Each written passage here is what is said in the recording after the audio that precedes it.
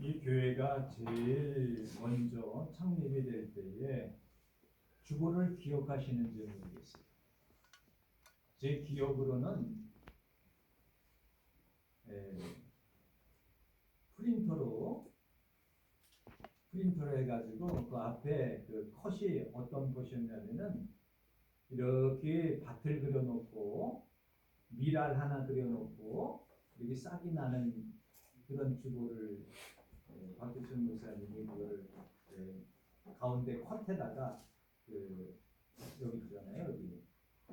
그때가 이제 그림을 이렇게 그려가지고 지금은 이게 이제 주보 용지가 있지만 그때는 A4 용지에다가 밀 하나 그려놓고 싹이 요만큼 나는 거. 그다음에 몇 개 이렇게.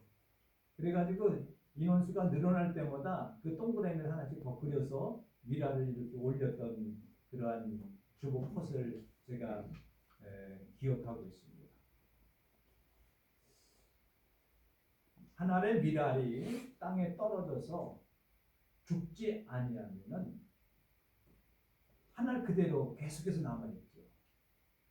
그러나 이 하나의 미랄이 땅에 떨어져서 썩으면 죽으면 거기서 싹이 나서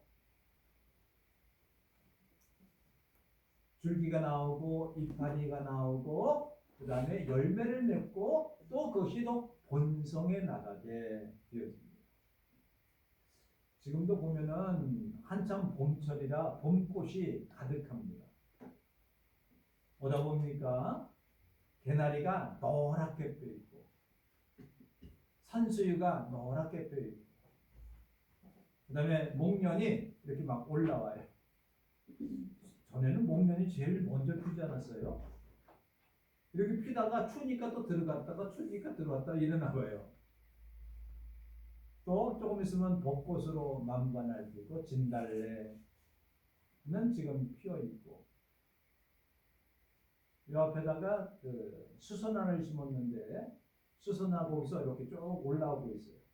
조금 있으면 이제 꽃이 피게 되어지는데 가만히 보면은 이 봄, 여름, 가을, 겨울에는 다 죽은 것 같습니다.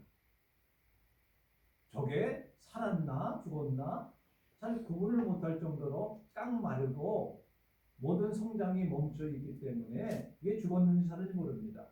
그래서 전지가 이렇게 잘라보면은 푸른 빛이 나면 아 살았구나. 그리고 말라 있으면은 아 이 나무는 죽었구나 라고 그것을 판단하기도 합니다. 봄철이 되어서 꽃이 만발한 이 즈음에 부활절을 맞게 됩니다. 근데 대부분 부활절 그러면 4월 초 중순 이렇게 부활절 했는데 올해는 어떻게 3월 말 부활절입니다. 예수님께서 부활하신 이날을 기념하여서 보통 부활절을 얘기할 때에 여기 이제 주보 앞에 보면은 해피 에스더라고 하는 게 써 있어요. 그래서 에스더데이 막 이렇게 많이 얘기했는데 원래는 여기는 리surrection에서 새롭게 태어나다라고 하는 이런 단어가 영어로 resurrection인데 요즘 주보들은 이 에스더라는 말을 많이 해요. 왜냐하면은 부활절 때 되면은 에스더의 그 에스더가 유대 민족들을 구원한 그런 것을 기념하여서 불임절이 되어지면은 이 불임절하고 이 부활절하고 이렇게 겹쳐서 설명을 하기 때문에 에스더데이라고 해요. 특별히 죽음 가운데서 살아났다라고 하는 표현을 쓰죠.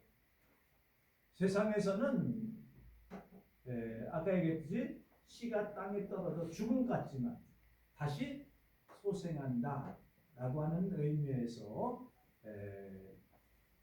부활의 의미를 부여하기도 합니다.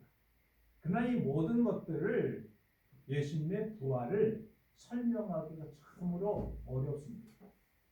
유대인들의 부활과는 어떤 거냐면 사람이 죽고 다시 산다. 영혼은 영원하기 때문에 이 육체는 죽고 영혼은 산다. 죽었다 산다 라고 하는 의미에서는 유대인의 부활자입니다.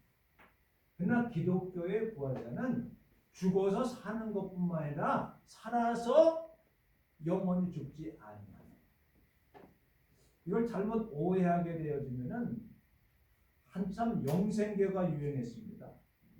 이 말을 중심으로 해서 사람은 죽지 않는다. 나도 죽지 않는다. 근데 보니까 죽었잖아요. 이거 거짓말 아니냐? 인간의 육신은 흙으로 돌아가게 되어 있습니다. 그러기 앞서서 하나님의 말씀을 통하여서 늘 우리로 하여금 변화되어지고 새로워지게 되어지고 성장해 나가는, 그리고 성숙해 나가는 그 과정 속에서 우리가 진정으로 육체적인 부활뿐만 아니라 신령한 몸의 부활을 말하고 있는 겁니다. 신령한 몸으로 바꾸어 나가는 것입니다. 다른 말로 하면 체질을 바꿔 나가는 겁니다. 물론 우리가 예수님을 믿고 다 오랫동안 신앙생활을 해오신 분이면 예수님의 부활의심을 믿습니다. 그리고 내가 이 세상 떠나서 하나님 나라에 할 때 부활체로서 천국 백성으로서 영원히 주님과 함께 거할 것을 믿습니다. 그런데 중요한 것은 무엇이냐? 오늘 전체적인 배경은 이렇습니다. 나사로가 죽었습니다. 예수님께서는 나사로와 그의 동생 마리아와 마르다를, 그 가족을 굉장히 사랑했습니다. 그래서 나사로가 죽은 지 사흘이 됐어요.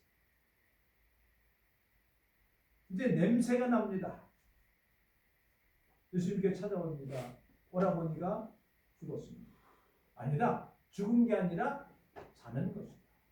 예수님께서는 이건 죽은 게 아니라 자는 거다라고 말씀하셨습니다. 그러시면서 마리아와 마르다, 거기서 하신 말씀이 무엇입니까? 많은 유대인들이 마르다 그 오라비를 위문하러 왔습니다. 그러니까 예수님이 여기 계셨더라면은 우리 오라버니가 죽지 않았을 겁니다. 이렇게 얘기를 합니다. 그랬더니 예수님께서 내 오라버니가 살아나리라 하시면서 하신 말씀이, 마르다에게 이르되 부활의 날에는 내가 다시 살아날 줄 내가 안다라고 말씀하시면서 나는 부활이요 생명이다 라고 말씀하셨습니다. 요한복음에는 예수님이 자기 자신을 드러내면서 하나님의 아들이심을 나타내는 데 있어서 여러 가지로 당신을 나타내 보이셨습니다. 나는 생명의 떡이다. 나는 생명의 음료다. 나는 선한 목자다.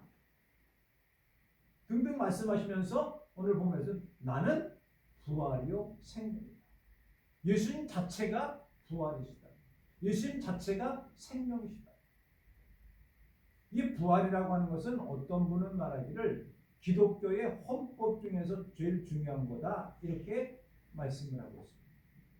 무슨 기독교의 헌법이 있느냐 라고 말할지 모르지만 그만큼 기독교에서 중심적인 내용이라고 합니다. 그래서 설교를 할 때에 캐리구마라고 합니다. 그거는 복음의 중심인데 그 속에는 십자가와 부활이 꼭 들어가야 된다. 모든 설교 속에는 예수 그리스도의 구속의 은혜, 십자가가 들어가 있고 부활이 들어가요. 부활이 고난의 신학이라고 하면은 부활은 영광의 신학입니다.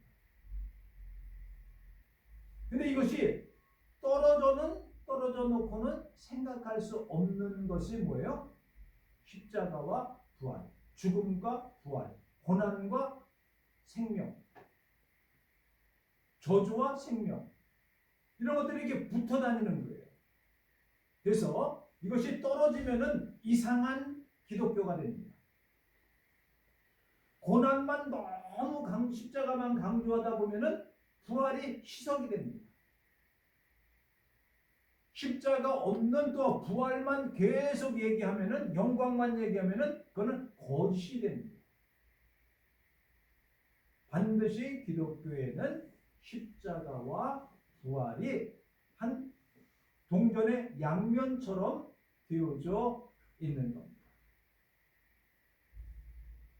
이 부활은 십자가가 만약 우리에게 절망이요, 죽음이요, 좌절이요, 낙심이라고 한다면 이 부활이라고 하는 우리의 희망이요, 소망이요, 영광이요, 상급이 되어집니다.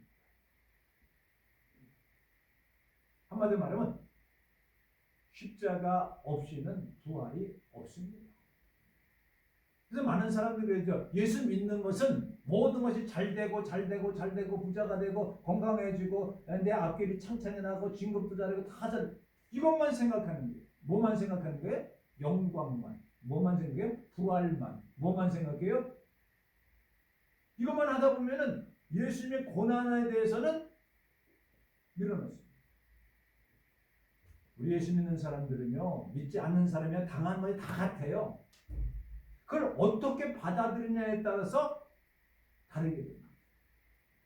어떤 어려움과 고난 속에서 예수 그리스도의 십자가를 바라보면서 그것을 견뎌나가고 이겨나갈 때에 썩을 것이 썩지 않을 것으로 변하게 됩니다. 죽을 것이로되 죽지 않을 것으로 변화됩니다. 실망과 낙심과 좌절에 빠져 있는 그 상황 속에서 부활의 신앙이 갖고 있으면 희망을 갖게 됩니다. 땅에 매여서 무엇을 먹을까, 무엇을 마실까, 무엇을 입을까만 생각하는 그런 삶 속에서 부활의 신앙이 있으면 하늘을 바라보게 됩니다. 영광을 바라보게 됩니다. 땅만 바라보지 않고 하늘을 바라보게 됩니다. 뭐가 있기 때문에? 부활의 신앙입니다. 이 부활의 신앙은 그래서 간단한 게 아닙니다. 단순한 게 아닙니다. 모든 것들을 다 포함되어 있는 겁니다. 씨앗, 별거 아닌 것 같아요. 이게 뭐 될 것 같으냐.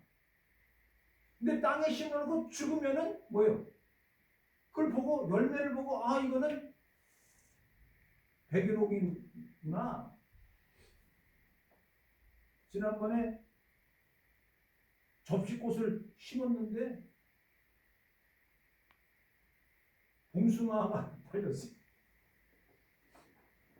그래서 이상하다. 접시꽃을 심었는데 봉숭아가 달렸나? 보니까 포장을 잘못한 거예요. 포장을 잘못해서, 그러니까 무슨 씨를 심느냐에 따라서 그 꽃이 달라지게 되어 있습니다. 우리는요, 부활의 씨를 가지고 있는 사람. 부활의 씨를 갖고 있다는 건 뭐예요? 하나님의 생명을 갖고 있는, 우리에게 영혼을 허락하여 주시는데 하나님의 자녀로서 하나님의 씨인 생명의 씨를 우리에게 주셨습니다.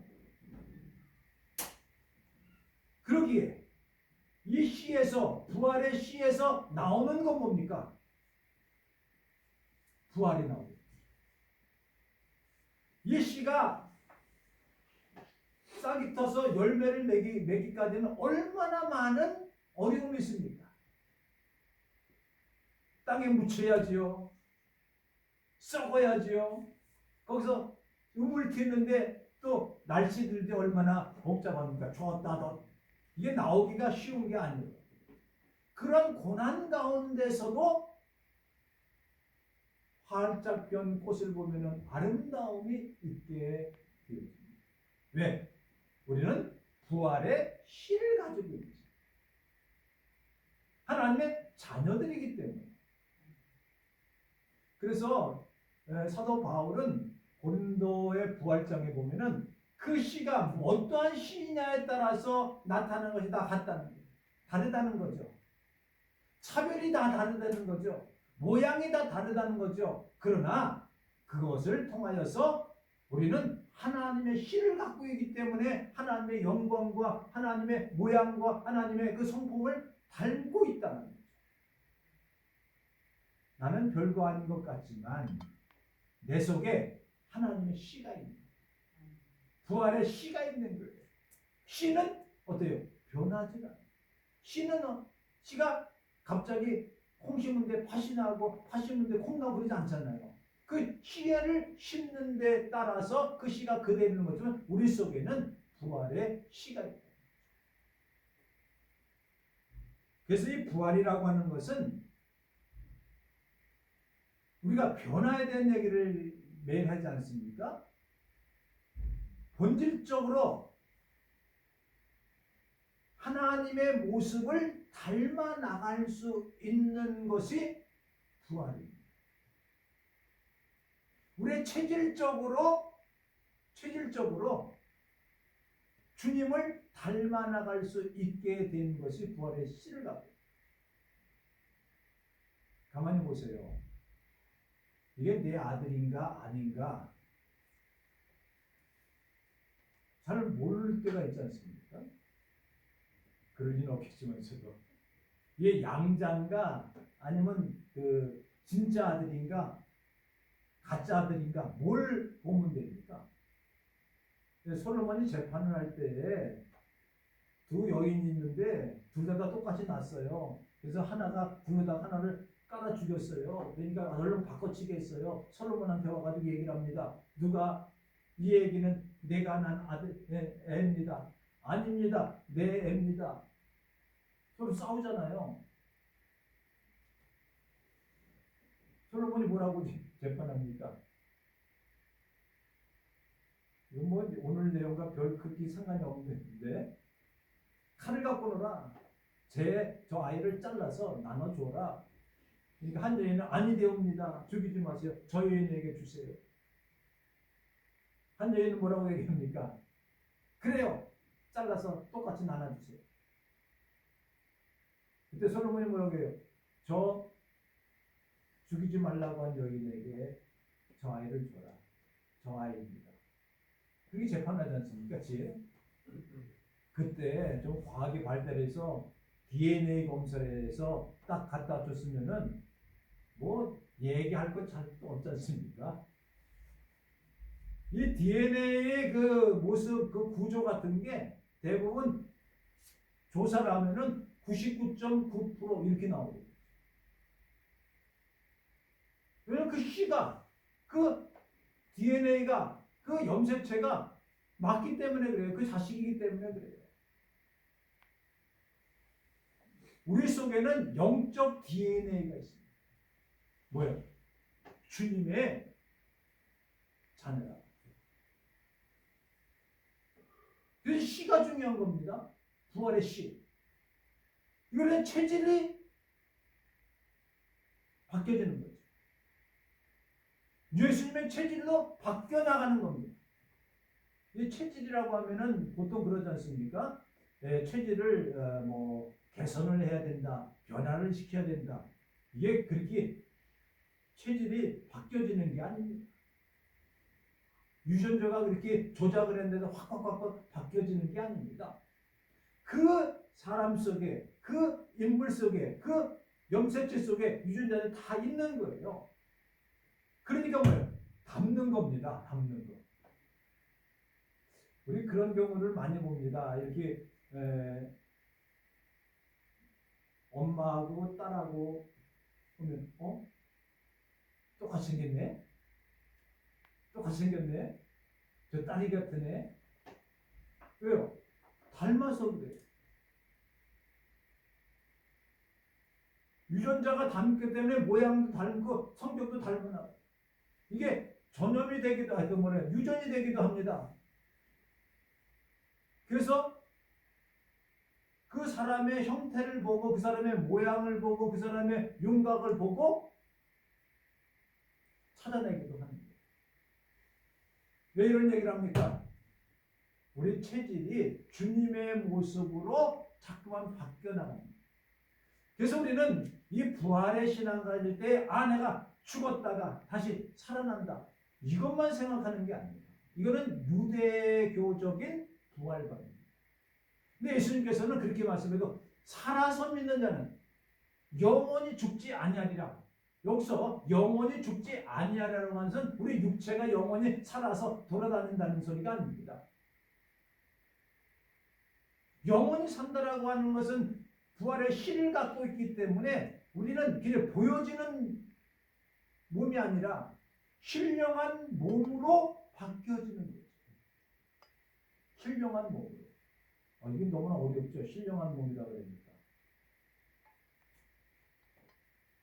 새로운 체질로 바뀌어진, 이렇게 표현합니다.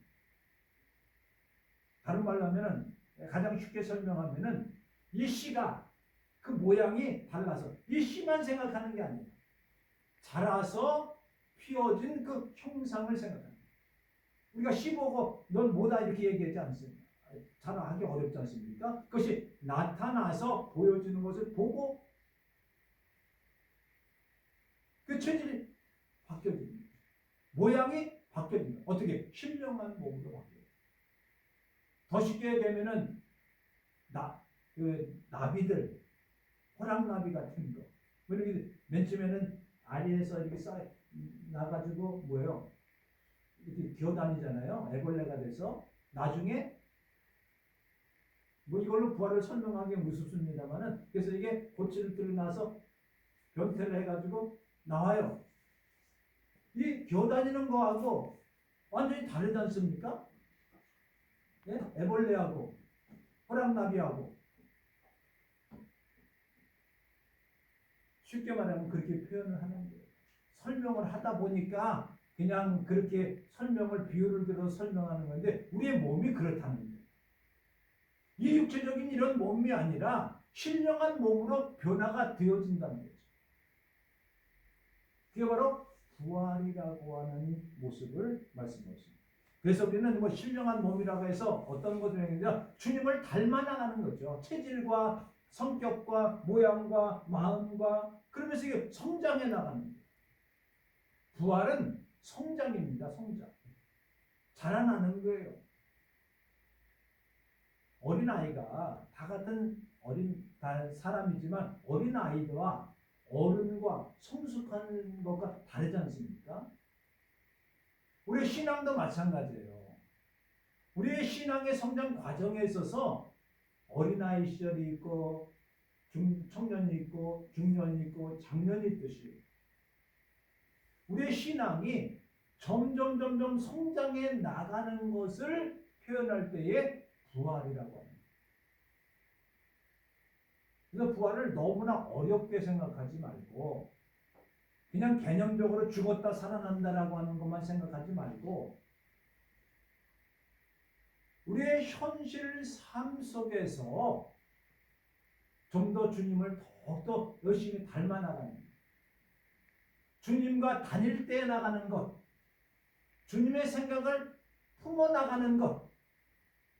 그러면 내가 자꾸만 마음이 변화되고 성격이 변화되고 우리의 삶이 변화되는 것, 그게 바로 부활이라고. 그게 뭐예요? 살아서 부활하는 거예요. 살아서 풍성하게도 주님을 닮아 나가는 거예요. 이것이 부활의 모습이라고 하는 것을 그럴 때에 영광이 나타나게 됩니다.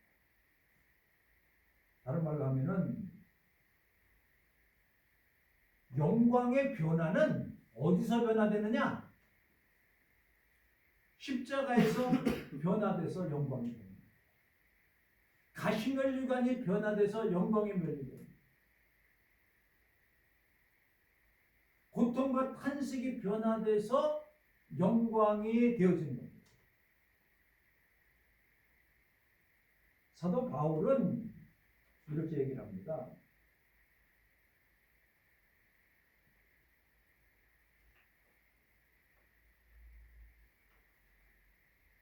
사도 바울은 우리가 십자가와 함께 죽지 아니하면은 내가 부활에 참여할 수도 없다라고 얘기합니다. 주님과 함께 죽어야 연합된 데가 됩니다. 예수와 함께 죽어야 너희는 예수와 함께 부활한다는 거죠. 변화된다는 거죠. 중심은 어떻습니까? 예수님은 부활이십니다. 예수님은 생명이십니다. 이 부활절을 즈음하여서 우리가 나도 부활해야지 이런 의미보다는 정말로 내가 주님을 더욱더 많이 닮아 나가야지, 주님을 더욱더 사랑해야지, 내게 큰 어떤 어려움과 고난이 때도 부활의 소망을 가져야지, 절명에 내가 지금 삶의 어려움 가운데 있을 때 나에게 큰 희망을 주십니다. 그런 마음을 품는 것이 부활절을 의미하는, 부활절을 맞이하는 우리의 자세인 줄로 믿습니다. 기도하시겠습니다. 하나님 아버지, 그 크신 사랑과 은혜를 감사드립니다. 부활절을 맞이하여서 우리가 늘 주님을 온전히 닮아 나가는, 그리고 나의 고통과 어려움과 탄식과 절망 가운데서 부활하신 주님을 바라보면서 영광과 기쁨과 소망으로 가득 채워주심을 믿습니다. 이 암울한 이 시대 속에 우리가 살아가면서 하늘나라를 소망하며 예수님의 말씀처럼 나를 믿는 자는 죽어도 살겠고 무릇 살아서 믿는 자는 영원히 죽지 아니하리라고 하시는 그 말씀을 기억하면서 주는 그리스도십니다, 세상에 오시는 하나님의 아들입니다라고 하는 고백과 함께 재림하시는 주님을 소망하면서 주님 오실 날까지 믿음으로 기쁨으로 우리 속에 있는 부활의 씨가 잘 자라고 커서 영광을 이루어나가는 하나님의 영광을 돌리게 하시옵소서. 주 예수 그리스도의 이름으로 기도 올리옵나이다.